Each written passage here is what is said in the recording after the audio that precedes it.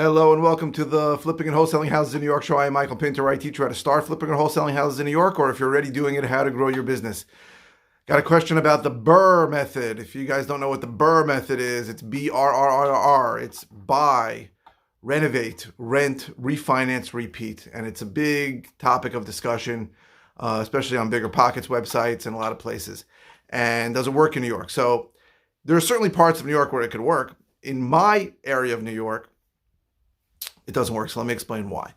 The taxes in Long Island where I operate, and in most of New York City suburbs, are very high, and the home prices are very high. So the key here is that you have to buy it at enough of a discount that you can then refinance it and get all your money out, and that you'll be cash flow positive when you rent it. So a couple of issues there. Let's talk about the first one, being cash flow positive. Most single families in my area are not going to be cash flow positive, because if you're paying, even at low rates, $1,500, $1,800 a month in debt service for your mortgage, and you have $1,000 a month in taxes, which is very common, and then another couple of $200 for insurance, you're already at $3,000.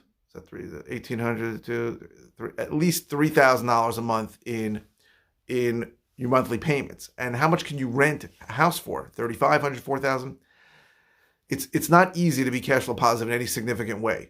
So it doesn't always work. That's the first problem. There are certain parts, Mastic, Shirley, where people buy something really cheap and do it. Used to be Wyandotte, that doesn't work anymore. But it's very hard to find an area in New York City suburbs where you can be cash flow positive after your debt service, because you're paying so much. Debt service is how much your mortgage payment is. You're paying so much for the property that you have to borrow so much. And then the taxes are extremely high. It's very hard. So that's the first problem.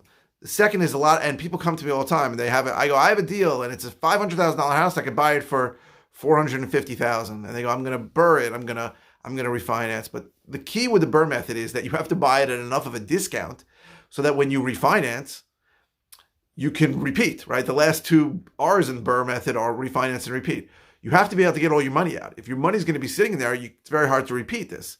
So in most parts of the country, you can buy a house for $100,000 and you can pull out and you're going to have almost no taxes a few $100s a year, and your debt service is going to be a few $100s. It can work. If you rent it for $1,200 a month, it makes sense. But here, it's very, very hard to buy something at enough of a discount that's going to be a buy and hold, right? Or you have to figure, if there's money for renovation, the first R, that has to be factored into it. So you need to be able to repeat this method. It doesn't work unless you're buying it at enough of a discount that you can get all or almost all your money out when you refinance. So you have to think about that. And remember, when you refinance, you're only getting 70% on an investment property when you pull it out. So that means, let's just do some simple math. Let's say I can buy something for, it's $100,000 it's going to be worth when I'm done. Again, this doesn't apply in my area at all. If I buy it at $70,000, I have to buy it around $70,000 all in. So that means that all my closing costs, I got to buy it at $70,000. I got to be in it for $70,000. Maybe buy it at $60,000, put $10,000 of renovations into it. So I'm in it for $70,000. So that when I finish and get it stabilized and have tenants in there, I can refinance it, and I'm only going to get $70,000 out of it. So I got to buy it around $60,000 and then put in a few dollars. That's assuming it doesn't need a lot of renovations. If it does, I might have to buy it at $50,000. So you got to buy it at a significant discount for this to make sense. People think they can buy it at a small discount. If your money is sitting in there the whole time, then you're not able to repeat, and it doesn't make any sense. You're limited to how much cash you're going to be able to have. So you got to buy at a significant discount for this to make any sense whatsoever. So it doesn't really work in most parts of my area I operate. I'm sure in upstate New York it can work, and it's a great system if you can, again, buy things at enough of a discount, and then you can manage them yourself. Because usually if you have to pay somebody to manage it, the numbers get even more screwed up. 10%. But well, here's a key factor also. And I know a lot of guys who are buying single family rentals in huge quantities. And I talk to them, they go, I don't care. Even if I'm $200 a month cash flow positive, it works.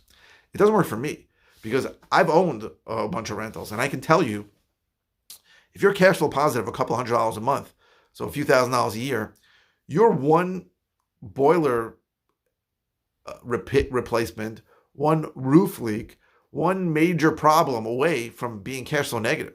That's the way I look at it. You're just saving up money for the next capital improvement.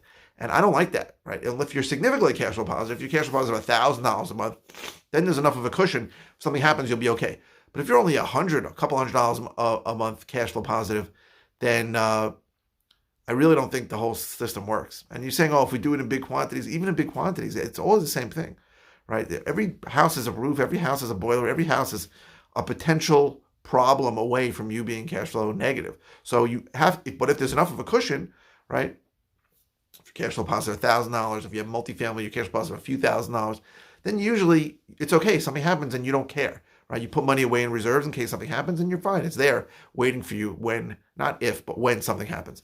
So that's what I think about the BRRRR method. It hardly works on single families in my area, very, very rarely. It can work on multis, but again, you have to buy them at a significant discount. If there's 2 or 3 units in it, if you're not buying at a significant discount, it's a waste of everybody's time. I promise you, because you're going to put your money in there, you're never going to get your money out, and that just is not a good move to scale this business. So I hope this was helpful. If you want to know other ways I can help you, go to howtoflipnewyork.com. If you like these videos, please click like. Thank you very much for all your thumbs up. If you're watching on YouTube, please subscribe. And thank you very, very much for watching. I really appreciate it. I'll keep the comments coming. This came from a request.